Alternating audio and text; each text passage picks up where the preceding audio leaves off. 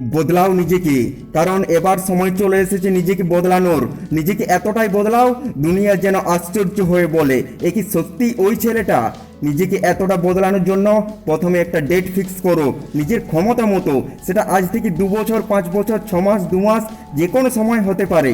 আপনার নিজেকে পরিবর্তন করার জন্য যতটা সময় লাগবে সেই অনুযায়ী। আর প্রতিজ্ঞা করো নিজের কাছে, এই তারিখের মধ্যে আমি নিজেকে সম্পূর্ণভাবে বদলে নিজের বেস্ট ভার্সন তৈরি করব।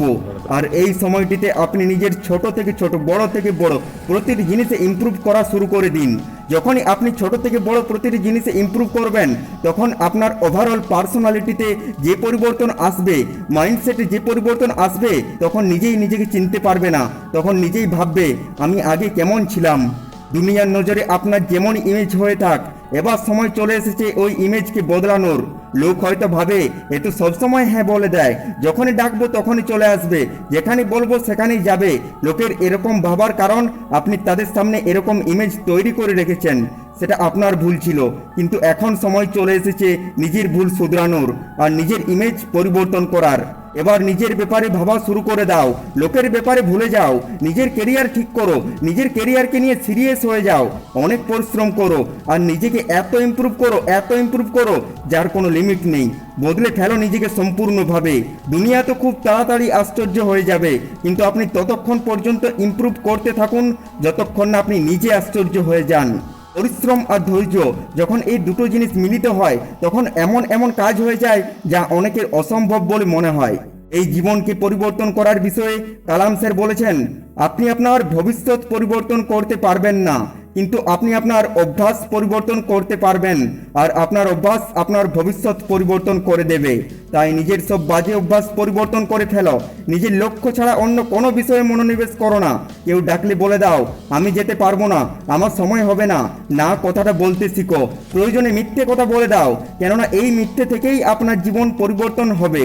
আপনার সময় বাঁচবে আর দুনিয়ার সামনে আপনার একটি নতুন ইমেজ তৈরি হবে যে আপনি একজন ব্যস্ত মানুষ, যাকে তাকে সময় দেন না, ফালতু নয়, আপনি একজন ভ্যালুয়েবল মানুষ।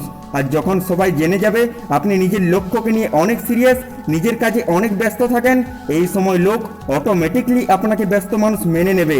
তখন তারাও আপনাকে শুধু ইম্পর্ট্যান্ট কাজের সময়ই মনে করবে। লোক অটোমেটিকলি আপনার রেসপেক্ট করা শুরু করে দেবে, কেননা সবাই তখন বুঝে যাবে যে এই ব্যক্তিটি ফালতু নয়, ভ্যালুয়েবল ব্যক্তি। তৈরি করো নিজের এরকম একটা ইমেজ, তার জন্য যত পরিশ্রম করতে হয় করো।